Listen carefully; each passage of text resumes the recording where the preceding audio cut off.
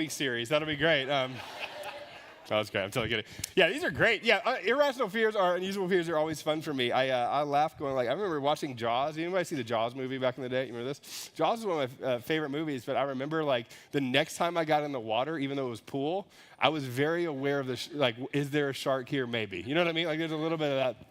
And what's fascinating about some of these things is fear actually plays like a fairly significant role in our lives. And sometimes it's a good thing. Like sometimes people talk about fear as if we shouldn't have any fear at all. And I'm like, no, like I really don't know that you should jump out of a plane without a parachute. That would be frightening. You know, there's a little bit of this where fear is actually a good thing.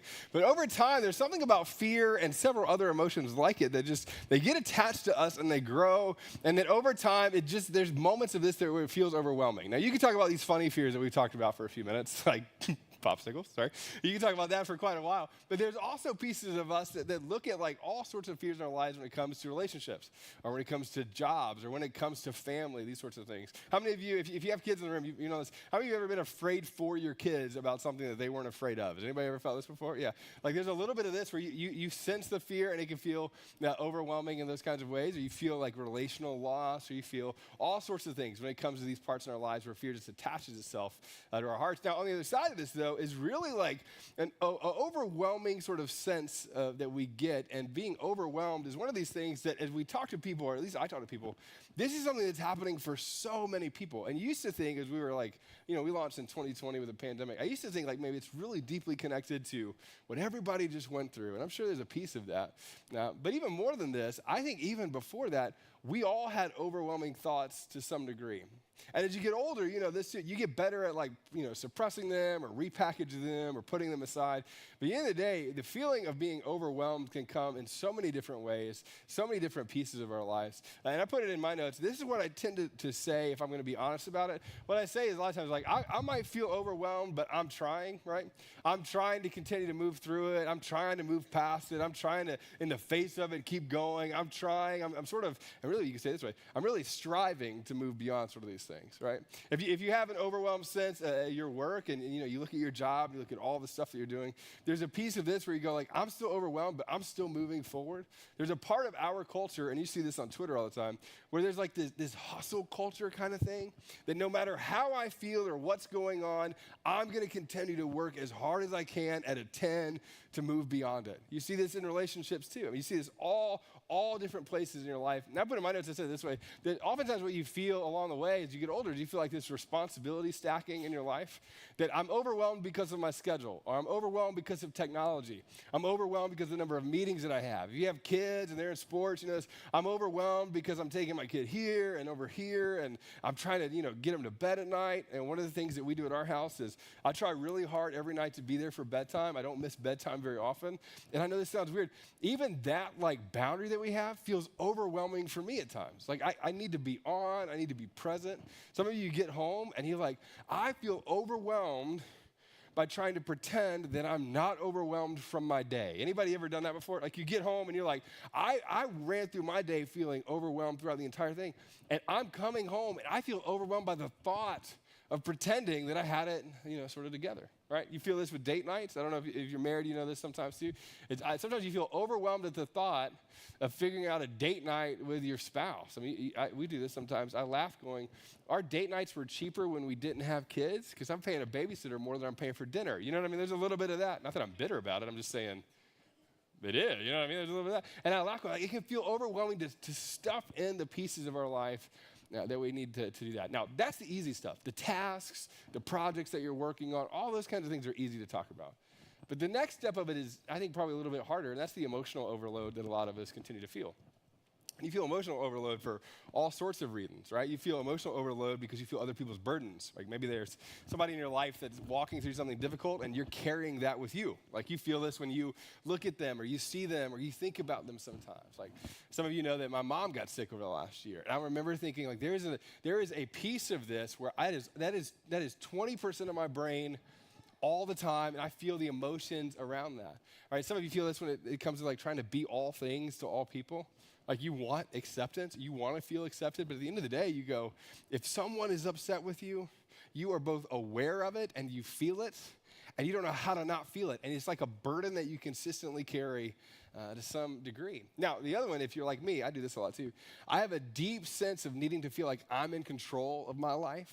And that can be emotionally overwhelming at times too. Like I don't want things to happen to me. Like I want to happen to things, whatever that is. I feel like if I can just engage more or work harder and those kinds of things, and it's great. But at the end of the day, none of that solves my feelings of being overwhelmed. And what a lot of times happens is when we get into this, we want to feel like that we're making progress and getting unoverwhelmed, right? Or getting more peace in our lives. And the truth is, that can feel like an addiction. Right? Sometimes I put it in my mind, I'm addicted to feeling like I'm making progress. Let's go to the next one if we can. I'm addicted to feeling like I'm making progress. I didn't put that in there, did I? I was really excited about putting that statement in there, and then I didn't. Well, you go to the next slide, though, yeah. There it is, yeah. Everybody's like, did he memorize all that? I wish I could. Yeah, anyway, so I'm addicted to feeling like I'm making progress. Now, here's how I do this. I don't know if you've ever done this. I will buy apps to make me feel more productive and then never use those apps. And I'm on a monthly subscription. Does anybody else do that?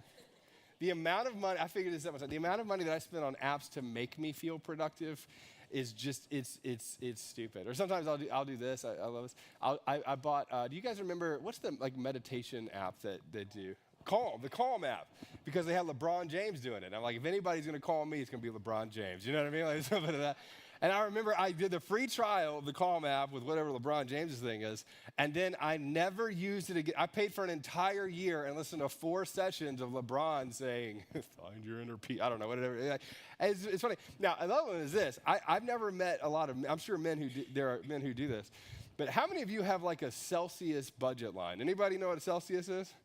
No? Okay, it's a sports drink. It's like Red Bull, but it's mostly, I only meet women who do it. It was great. We have a few in our house. I'll laugh about this. You will get obsessed with things to make you feel like you could be more productive and move past it, even though you're not. You know what I mean? We will pre-workout for the workout that we're about to have, but maybe we didn't even have it, but we did the stuff on the pre-side of it. You know what I mean? Like there's a little bit of this where I go, I'm going to feel like I'm moving forward and making progress, whether I do it or not. Now, next week, we're going to talk more about this part. But what we've done is we squeeze out all the margin in our life to sometimes make us feel like we are more productive than we actually are, or more capable of moving past things than we actually are, right? If we can go to the next one, show me this one real quick. The question that we want to talk about today, and this is probably the hardest one, is to go, what's the problem behind the problem? And this is the hard part for me, is when you do a series on overwhelmed, what most everybody wants to hear you talk about is all of the productive things that you can do to declutter your life or simplify your life or create more margin in your life and all this kind of thing. And here's the thing, we're gonna spend the next 2 weeks talking about all the practical pieces of it. But what you already know and what I know is this, that if we started with that, what you would do is for a month, you would figure out how to make your life a little simpler. You would figure out how to create a little bit more margin in your life. But the things that fueled your desire to be overwhelmed in the first place would never get in check. And a month later, you would figure out a new app. You would figure out a new set of responsibilities. You would find somebody else who you have this people-pleasing thing with. You would go back to work and assume that you could continue just to work harder to achieve more. And at the end of the day, you would find yourself in the exact same place because the problem isn't all of the things in your life that make you feel overwhelmed. The problem is a desire that sits behind all of that fuels what you take on in your life and what I take on in my life to actually keep going. And I'll tell you, there's probably more than 3. Like, truthfully, there's probably more than 3. But there's at least 3 things that keep driving our propensity to bring things into our life that make us feel overwhelmed. And the 3 things that at least I talk about or think about a lot are this. That I deeply want control over my life and my spaces. I want control. The other one is I want to matter to some degree. I want to matter. And then the last one is I want safety. There's a piece of this that there are these driving forces. Now, you don't ever say these 3 out loud. Like, you never look at anybody and say, you know, what I really want is control. It's a great way to have a first date. You know what I mean? Like, it just doesn't work. You never look at somebody and say, I just want control. You don't do that. Nobody who wants to matter says, I want to matter, because then nobody thinks you matter. You know what I mean? Like, it feels weird to say it. And safety, again, especially men, like, you're never going to just start something with, like, I want to feel safe. But at the end of the day, these three things are constant drivers for what we invite into our lives and what we allow to overwhelm us in these spaces. Now I try to simplify it with like one word for these. What we really want is some version of autonomy. I don't want someone to affect my life negatively, but at the end of the day, you really don't want them to affect it at all. You want to feel like you have some sense of control or ultimate control in your life. Significance is the other part. You want to feel whatever you're doing is significant, that it matters for sure, but that you are significant. Not just what you're working on. What you're working on, sure, but that changes all the time. You were working at being great at kickball, and that was significant to you at 7. But now it's a little different. But the same thing that drives that in you is the same thing that's driving whatever work you're doing now. And then security, right? And we can talk about security all day long. We talk about security with your finances. There's no number that will sit in your there's mostly no number that would sit in your bank account that would make you feel fully and finally secure, right? I think about this, again, with family all the time. There's a piece of me that always feels like I want to be protective of our family, you know? And I think about this with my kids. There's no amount of security that I'll feel for my kids. I went to the park the other day. You know what I mean? We were at the park, and we've got 3, and I had 2 of them, which was overwhelming. And we're there at the park, and I remember like Eleanor, who was our daughter, she ran off for a few minutes, and for like 2.5 minutes, I knew that she was at this like park area, and it's not a big park, but I didn't see her for a second. So at the beginning, I'm playing catch with my son. I know she's over there. You know, a minute in, I'm like, yeah, I'll yell out Eleanor. She'll answer back. And then 30 seconds into it, I was like, I'm going to go see her. And I looked, and immediately I didn't see her. And I mean, I was like, I have a specific set of skills. Like, I was ready to go. You know what I mean? Like, and there was a piece of me, come on, you know this. She's fine. She was right there. She was behind me. But I think, the thing in me that desires security for my family and my kids, financially, physically, all these sort of things, it's never fully and finally satisfied. And it's likely not going to be for you either. And what's true about most of us in the room, and this is depending on how you're wired, you might not have all 3 of these happening at one time at a 10. But most of us have one of these that's dominant, and then the other 2 sort of sit there in the back of all of this and sort of also press in. And so if you were to look, all right, if you were to look at your time and how you spend your money, and when you think about the things that give you life and also feel like it drains your life, most of it can be attributed to these things that you allow in your life, or you experience those things with some version of a lie that tells you that you can actually control it. But you know this. I won't go through all of them, but you know this. To assume that you have control over every part of your life is a really powerful illusion that you don't actually experience. You might have control to an extent, but you don't have control over all of your life. Right? When it comes to security or safety, come on, you know this too. There are things that you could never control. There are things that you can never do. You could be the most bunkered up person. You could have everything on lockdown. You could have whatever. And you will never be fully and finally secure. And that thing sits here. And no matter how much you invite in, you can't figure it out. And the other one is the significance part. And you know this. There is no amount of significance that satisfies your heart and your life that makes you go, and now I have done it. And so what we're going to do over the next few minutes, I'm going to tell you straight out the gate. If you're a follower of Jesus, you may have come across some of these passages before, and they're really powerful, and also at the same time, depending on your wiring, it's very easy to dismiss what we're about to read, and I want to acknowledge that out the gate. If you're here and you're not a follower of Jesus, I'll tell you this. What we're about to talk about, it will make sense intuitively, and in your heart may make very little sense. And I want to acknowledge, and that's okay too. For the next few minutes, I'll just tell you this. As you look at these passages, there's a part of you that will likely resist it because it's simplicity. But what I would respond to that with is all of the complexity that you've invited in has also not worked, right? The 96 apps that you have on your phone have actually made you mildly more productive, but they haven't changed your heart. It's just true. It hasn't changed your heart. The 1,000 things that you've tried to do with your calendar, and it's great, but it hasn't adjusted your heart to that place. And what Christianity teaches that's very different than anything else, right, is that at the end of the day, your striving in all of these areas, it's not that it doesn't matter. It just never gets you to where you need to be. So the area of the Bible that we're going to look at is an area of the Bible called Romans. We're going to be looking at chapter 8. And the person who writes is a guy named Paul. Paul's fascinating. Paul was literally the other side of what you would be as somebody who was following the way, as they would have talked about back then, or a Christian in those ways. Comes, had this radical, sort of meeting with Jesus, comes to faith. Now, the interesting part about this, and this is what I don't think we talk about enough, what happens in Paul isn't that he just like changes his name and becomes an evangelist in a lot of ways and franchises the local church all over the ancient world. That's interesting, but that's not the most powerful part about this. The most powerful part about this is that Jesus goes in his heart and renovates the fullness of him.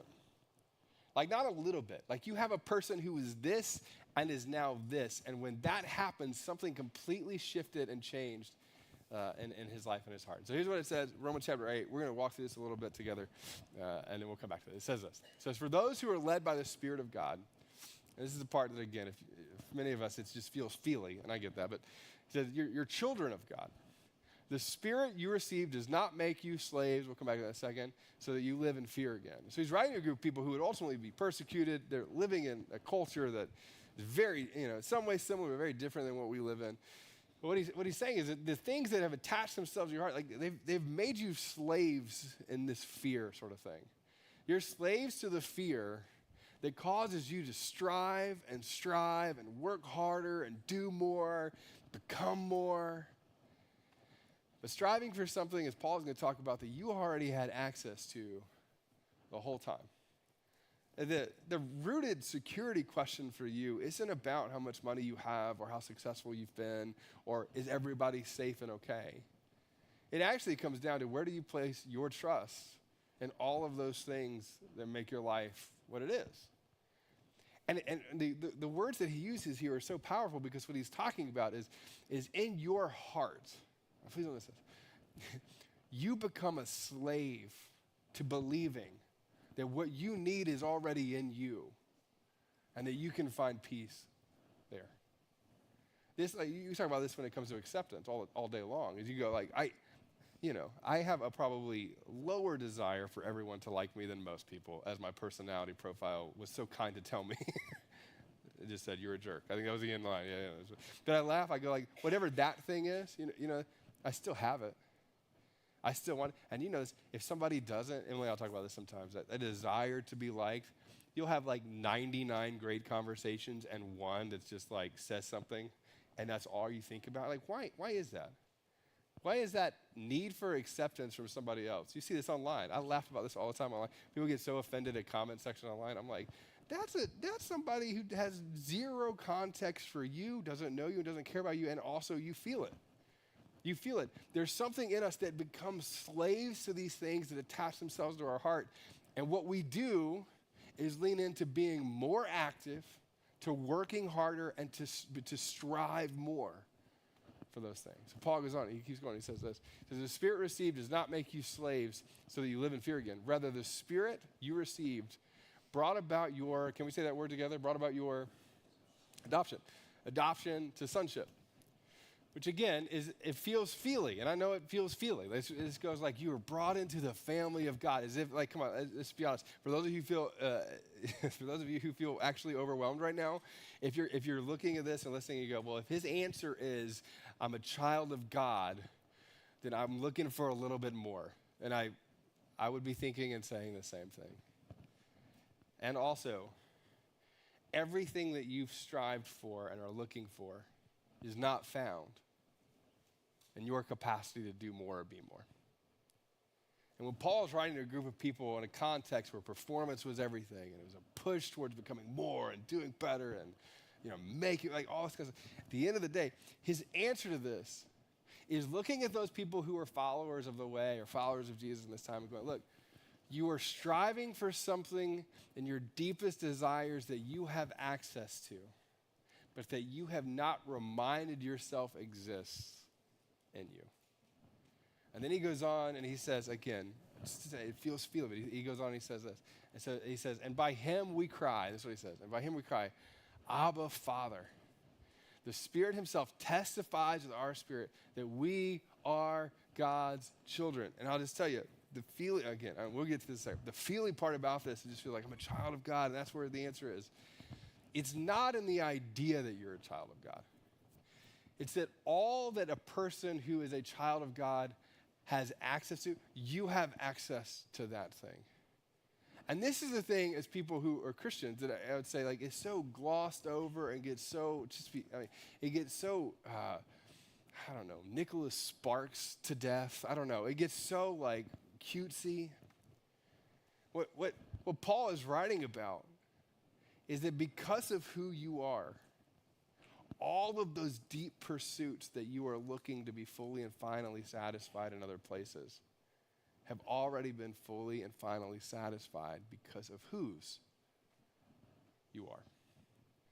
And he goes on, he says this, now if we are God's children, if we are children, then we are heirs, heirs of God, and then co-heirs with Christ, meaning that the power that exists in him exists in us. And then we'll go on, we can go 2 slides later. Here's what it says. We can go 2 more, yeah. Let's put it this way. I said that God isn't waiting on us to measure up and get all of these things that have felt overwhelming in our lives to get in place. He's not waiting on us to measure us. He's waiting for us to approach him as Father. Now, I'll tell you, this is just very, very honest. So I almost wanted to pick a different text. And to be really honest, I wanted to start with the margin stuff first, which we're going to hit next week. Because to look at you and say that what you should do is approach God like a toddler and say, Abba, is just, it feels cute. And at the end of the day, what the New Testament teaches over and over and over and over again is this idea that coming with simplicity, humility, and like a child to God is actually the thing that renovates and transforms us in powerful ways. Now, the other part that I also know that's true is that in our culture and also where we live and what this looks like, you are already self-sufficient in a lot of ways. You are. I would say this all the time. You're a good person. You're doing great. You're great. Yeah, you got it. You're probably a moral person. You're probably making generally moral decisions. That's great. And your felt need for full submission to the God of the universe probably feels small. And also, you likely feel overwhelmed. And so I would tell you this, that if the answer to your overwhelmedness was found in a task list or a to-do list or your ability kind of list or your striving to do something kind of list, I'd just give that to you and we'd call it good and we'd do a TED Talk and it'd be great and I have the screen and it would be great. It'd be, ooh, you did it, and go do more. It's just not that. Christianity would teach that the part of you that needs to be deconstructed the most is the part of you that just assumes that more is going to be better for you in your life. Because it's not. It's not more of you striving. It's not. It's more of you coming to the God of the universe and saying, I have the opportunity to approach you open-handed as Father. And so a few verses later on, Paul describes it this way, which I think is really powerful. He goes on, I skipped that slide, you're right. The passage we're going to look at is in Psalms. Here's what he says. David is writing this particular one, and you get this beautiful picture of what this principle actually looks like. And I was brought up looking at this passage this way. This is how it was quoted to me, and I think it's fun, but I can never sit still for anything. Is there anybody else that can't sit still? Some of you are struggling right now. I totally get that. I'm with you, yeah. There's a piece of you that goes like this. All right, this is what he says. He says, be still and know that I am God. And I will be exalted among the nations. I will be exalted in the earth. Now, this is great, but I think it actually misses what the original language highlights. The be still part is great, but that's the action of what the heart is communicated here. The actual text, the original language, NASB says it, I think, the clearest. It says this. It says, stop striving and know that I am God. Those are different things. Being still means that I'm going to stop and rest in your presence. Stop striving is I'm not only going to stop and rest in your presence, but all of that in me that says keep going harder, I'm going to press pause on, and I'm going to allow myself to be renewed and know you and be known by you. I mean, you simplify it, just the call of this is just stop and know me. Stop and know me as Father. And the beautiful part about this, and again, sometimes it gets lost. Sometimes people equate this to, is he saying mother, or is it just a general sort of gender thing? It's actually not. The original text here, it talks about it as father for a reason. There's something different about your dad, isn't it? How many of you, I love asking this question, if you're really honest, how many of you are really, really close to your dad? Which isn't going to be that much of the room. It'll be some of the room, right? Yeah, we talk about this in our home a lot. There's something about, I grew up single-parent home. I didn't have a dad in the home. There's something about this in our home where you go, there's something that a dad can do and say that's a little bit different. There is. My mom used to talk about this all the time. She would talk about God as Heavenly Father. She was very clear that that's how I was to address God in our home. Like when I prayed, we said Father, And the reason I'm very grateful for on this side of it is that there is a security and an acceptance and a rest and a confidence that gets sort of transmitted from a dad. And Tim Keller would talk about this, and I love this. When he looked at the passage that Paul was writing about with Abba, it wasn't from just saying daddy, which is weird how it gets sometimes talked about. But the original idea around this that Keller highlighted was that it's actually like a toddler saying dada over and over again. You remember this? I remember I was with our son Henry, and he would just say dada infinitely. We'd be at Outback. I don't know why Outback, but that's where we were. And we'd be at Outback, and he would just look at the waiter and just dada, dada, dada, dada, dada. But he was calling the waiter dada, so it got weird. No, I'm just kidding. But he would just say this over and over and over again. I remember thinking, I was like, there's something about the mumbling of it. There's something about the full need of it. There's something about looking at him and knowing that he needs us for everything, that he is fully dependent on us. And also, as a dad, and again, I'm so imperfect, but I go, as a dad, there's nothing that I wouldn't want to give him that was good for him. There was nothing I wouldn't want to be involved in. And you go, that feels so feely. And at the exact same time, if you deconstruct all of your deepest desires, the things that you're reaching for and that you most want aren't given to you by any of the things that you're pursuing. At its base, the deepest question around that is who affirms you? I put in my notes, you were never meant to strive. You were never meant to strive for control or for acceptance or for security. Doesn't mean that you weren't meant to work with those things, but you were never meant to strive for those things. You were never meant to strive to be the person who infinitely pursued security for whatever that was. You were never meant to be the person who infinitely sort of were striving for acceptance or love or any of these things. You weren't. We were designed to trust God with all of these things. I'll put this back up here so you can see it. When you look at this and you go, I want control, I want autonomy, I want to matter, I want significance, I want safety, I want security. When you look at these things, tangibly, it can be difficult to overcome whatever it is that makes you go, that feels like ethereal or God out there giving me those things. But the basis of Christianity and a relationship with Jesus is that we come at him and we go, look, I acknowledge that ultimately you're in control. Right, let's go to the next one. I acknowledge that you are ultimately in control. I acknowledge that at the end of the day, as much as I'm going to try to control in my life, ultimately, the person who is controlling the trajectory of the universe, you are ultimately in control. And at the end, come on, that is both freeing and terrifying if you're a person who wants control. It's freeing in the sense of you're not and you never have been and you won't be. God, I acknowledge that ultimately you're in control. The other one is this, that my significance isn't determined by what I do, but whose I am. Your significance, come on, is not determined by all the things that you do. No matter what everybody says, no matter how many people do this, no matter how big, whatever it is, come on, your significance is not determined by what you've accomplished or what you do. It's not. In fact, at the end of the day, it's determined by whose you are. The access to the things that you desire when it comes to significance, it's by whose you are. And then the last one is this. When you think about security, the ultimate question isn't, am I safe? The ultimate question is, do you see what I need?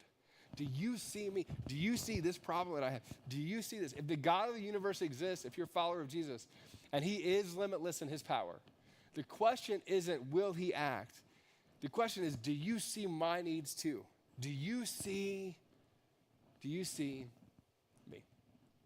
So I'll tell you, we're going to wrap up here in just a second. And I was thinking about how I would just tell you that this could get in you. The answer to this is not going to be just hope for the best and cross your fingers and then read more Jesus love stuff. That's not it. That's just not. The answer to this is actually a whole lot more complex for most of us because of the discipline that it requires for us to remind ourselves that these things are true. And so if you're here and you're not a follower of Jesus, I'll just tell you this is not for you.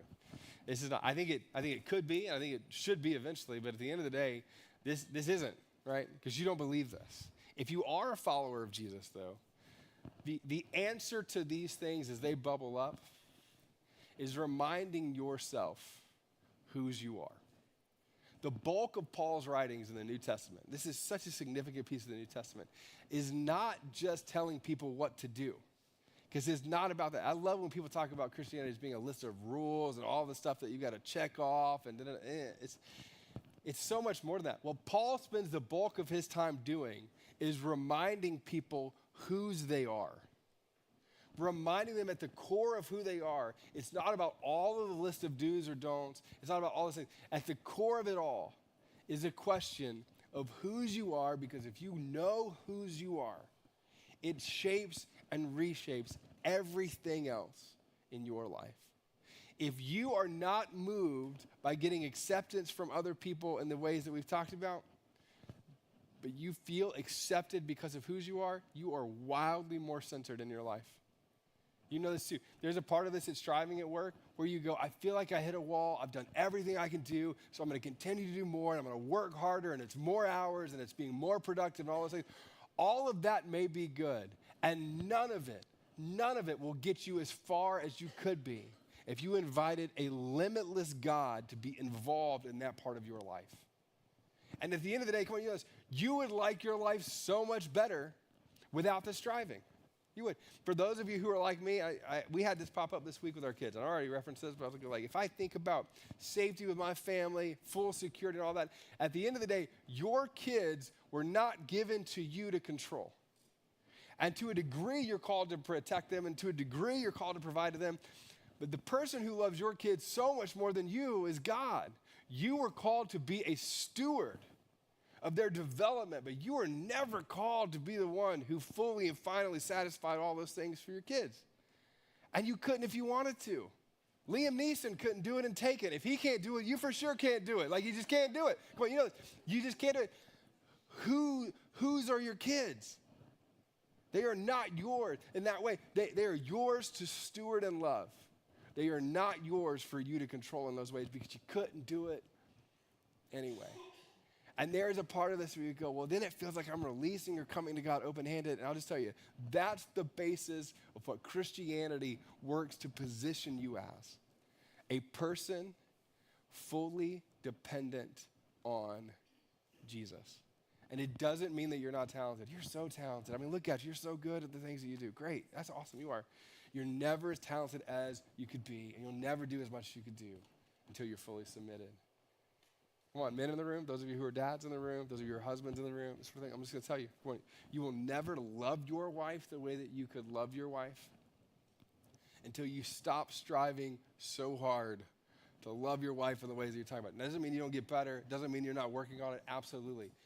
But the core of that will take you to a place where you will just get tired and feel like a failure to a degree, because at some point you will fail or you will be failing. The core of that, the piece of that, the centered part of that is going, God, how do you want me to love her? How do you want me to love our kids? How do I come to you open-handed knowing that I am fully accepted, fully loved, fully secure in those ways? I'm coming to you to steward that relationship to you. The last one I'll say is this. For those of you who are leaders in the room, I'll just say, leaders, you feel these things to varying degrees at different times. Let me just tell you. You can strive your way to being a good leader. You can strive your way to being wildly productive based off of your personality type and your capacity for work. You know this. But you can get to wherever you're getting to and not both make the difference that you could have made and have the peace that you could have had if you weren't doing it in your own strength. For those of us who are followers of Jesus, for those of you who are leaders in the room, and there are people that you are responsible for to some degree, come on, you know this. The best position that you could ever find yourself in is open-handedness to all of those areas of your life. And so kind of the takeaway thing I want to just like drill home with you is that for us to start, before we start with margin or productivity, before we start with all the things that we've got to adjust practically in our hearts, I think it really comes down to this phrase right here, that you have to determine who you are by reminding yourself whose you are. Now, the practical part about this is really anticlimactic, and I think that's this. I think it is getting away, as Jesus taught, to remind yourself in some ways whose you are, to be renewed in those ways. And I don't know that there's another way. I wish there was a way where I'd just be like, and then just believe it, which doesn't work. You know that. I wish there was a way where you could just go, like, if I just did these 6 things, then all of a sudden I would be reminded. That's not it. These things will bubble up in you constantly. And the work to be done, the thing to be done, is not to do a bunch of things, but to remind yourself whose you are. To remind yourself how much the God of the universe actually loves you and accepts you, no matter what. I tell our kids this on the way to school all the time. They're starting to change it, which I'm not a super big fan of. But I'll tell them all the time, I'll say, like, you are loved no matter what you think, say, or do, not just by mom and dad, but by God. And so I've got an 8-year-old and a 5-year-old. Now, I laugh at this. No, I have a 7-year-old and a 5-year-old. Hey, children. Anyway, so there's a little bit of, and I tell them all the time, now they've started repeating it back to me, and we're getting to the place where they're like, Dad, stop. Like, it gets boring in the car. And now we're getting to the place where they'll change, accepted by no matter what you think, say, or do, and they'll say poo now, which is kind of fun. That's our house. That's great. And I laugh. I'm like, but what I want them to just know, and the phrase that I want to be so ingrained in their brain and in their heart, is that no matter what they've thought or continue to think, no matter what they do or continue to do, no matter what they say or do in any of those places, they are fully loved, accepted, and secure when it comes to God. And I'll tell you this, because I know this is how I'm wired. Those of you in the room who feel this and you go like, yeah, that's it, I need to do that. Yes, thank you, I'm excited, that's great. And those of you in the room who resist this as being overly simplistic, can I just say this? What I would love for you to do is then take some time and write out why. And I would say, this is your work, this is the homework of it. And what I hope you do is write out the reasons why, and then figure out how many of those things are actually more work for you to do versus what God has already done for you. This is what I did. The first time I heard this kind of stuff, I went, well, this is why I did it, because I need to, and because I'm so, and at the end of that, I looked at that list and I go, this part feels too good to be true. And this list is just making me more overwhelmed. And I don't think peace is ever going to be found in that list for you. So here's how we're going to wrap up our time. I'm going to invite the band to come back up. And here's what we're going to do. I'm going to give you just an opportunity just for a second to think about this internally. And then we're going to send you out here in just a few minutes. And I thought about what's the best way to get you to process that for a minute. And I'd love for you to do this. I'd love for you to stand up if you could, just for a second. We're going to do something that maybe we don't do a ton around here, but something that I would say is important for most of us to do on a pretty regular basis. And for a lot of you in the room, what you've been doing and what I do is we were on real fast during the week, right? And at the end of the day, for many of us, you kind of skid into whatever this week has been. You skid into the end of the day, you get home, you wrap up your time, and if you have kids, you're trying to be present for 2.5 hours before they go to bed. You're trying to be present with your spouse before that, and then maybe you stay up late or you go to sleep eventually, but you just repeat it, and it feels like a day, but it just kind of doesn't end. For some of you, you've been working really hard for a long time, and nobody knows quite how hard you've been working. And then internally in your heart, many of you don't know, you've been working in your heart constantly so hard for so long that you're just drained. You're just tired. You don't know how to put words to it. The overwhelming thing doesn't quite even get it for you. You just feel exhausted. And you can't put your finger on why you feel exhausted. You can't. And some of you in the room, I would say one last thing. Some of you are leaders in the room, and what you've done done is you've ran so hard in your own strength for so long for visions that might be good, for missions that might be important and things that matter. But you've done this for so long, and you get to a point, and there's a piece where you've been doing it in your own strength for so long that it all feels stale, and it all feels stagnant, and it doesn't feel alive in you. And most of the time, that's not because it's not. It's because you've been working in your own strength amongst that. So here's what I'm going to ask you to do just for a second, if you would. I'm going to ask you for a minute, if you just close your eyes just for a minute. And however you want to spend a moment reflecting. And I'm going to ask you, when it comes to those three things that we talked about, maybe the autonomy piece, maybe for some of you, it's like this control autonomy thing. Maybe that's the thing that bubbled up as we were talking about it. Maybe for some of you, it's acceptance, some version of that. Maybe for some of you in the room, it's a security thing. Like you have a disproportionate desire to be a person who is providing security for yourself and other people. If you were to look at those three, which are the three things that are like bubbling up in your own mind and your own heart? And we'll go ahead and let's have that music if we can, just to help us be a little bit more focused if we can. What are those things? Is it autonomy? Yeah. Is it the thing that we talked about when it comes to acceptance? It's a piece of you that's really pursuing the security piece. I'm going to ask you to do that. What are those three things?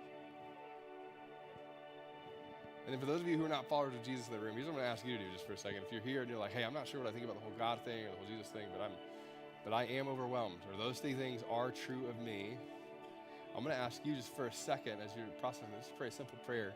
And I tell people to pray this all the time. Like, if you're up there, help me to navigate these three things. Just ask for help. I think that's one of the most real prayers that you could pray to a God who wants you to approach him as Father. I'd love for you to help me with these. If you're up there, I'd love for you to help me with these things. And for those of you who are followers of Jesus in the room, I want you to do this. I know it's kind of an interesting image, or kind of a weird image, but I'd love for you to think about whatever thing that bubbled up for you of the three things. What are those three things? What's the thing that bubbled up for you? And the best image that I could give you for this is I want you just for a second to imagine that if the God of the universe is actually as engaged as we talked about today, I want you to think of him as almost like he's just giving you that gift and freeing you of whatever slavery that thing has entrapped in your heart. Maybe for you, it's like literally envisioning that a chain comes off. That's great. Maybe that's visually what's happening in your heart. Maybe for you, it's a loving Father reminding you of whose you are. Maybe that's what it is. Maybe for you, it's thinking about your schedule, your task, and you're bringing that to Jesus. Like, this is all that I have. Like, remind me that I don't have to do all of this. And what I'm going to do is I'm going to pray for you, and then in a second, we'll talk about the song that we're going to sing. And let me pray for you. Father, we thank you that as much as we want to be released from being overwhelmed, sometimes the overwhelmed sense that we have is actually a great reminder of where our heart actually is and where it needs to be. I pray for the person who's overwhelmed, for the control stuff. I feel like this is me a lot. God, I pray that you would help them just to recognize and pause and remember that as much as they want to control their world, there are pieces they can't, and also that you're trustworthy.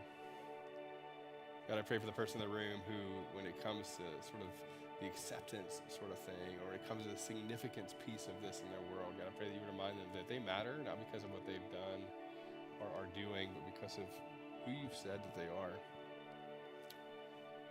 And I pray that you would help them to receive that. As much as it's easy for them to push away, or as much as it's easy for them to logic their way out of receiving that from you, God, I pray that they would do that. And for the security part, God, that's a lot of us in the room. God, I pray that you would help us to remember that you are our provider, and that everything that we care about, you care about more. So, Father, I pray that you would help us in a very tangible way to give those things to you, trusting you in the midst of it. In Jesus' name we pray. Amen. So I'm going to tell you about this song real quick before we wrap up. The song we're going to sing is an older song. In fact, it's a song that doesn't get sung a ton anymore. It's written by, it got famous by a singer. Her name is Kim Walker. But the person who wrote it actually wrote it years before, and he wrote it because of a friend that he had who had passed away, who had said a line from this. And they were talking about it. I think it's really powerful. And he's talking about kind of the power of the thought of how much God loves us, which is, again, feels feely, but if you heard him sing it or if you see it, like it's gritty. And the grittiness of it is that in the midst of whatever it is that you bring to the table, the God of the universe sees you. And there's a line in it that talks about how you are bended like a tree under the weight of his love, like these kinds of things. And I think it's a beautiful image. And so here's what we're going to do is Shelby's going to lead us in this song. And I'll tell you the way we're going to do it. Some of you need to sing this as a reminder. And if you're a bad singer, where are my bad singers at? If you're bad, like you're a terrible singer, that's great. Just be honest about it. It's great. It'll be so loud, nobody will hear you sing. So you can sing it out. It'll be good. And some of you in the room, you don't need to sing. You don't. You just need to stare at these words and be reminded of the truth of this song, and that's totally okay too. And if you're here and you're not a follower of Jesus, I'll tell you, over the next couple of minutes, as Shelby leads us in this, you're going to get the clearest picture that I know of what we believe foundationally about the God of the universe as it pertains to you and your life. And so I think one of the best things you can do is you don't have to sing it, but that you could at least take in what these words are communicating about who he is and what he believes about you.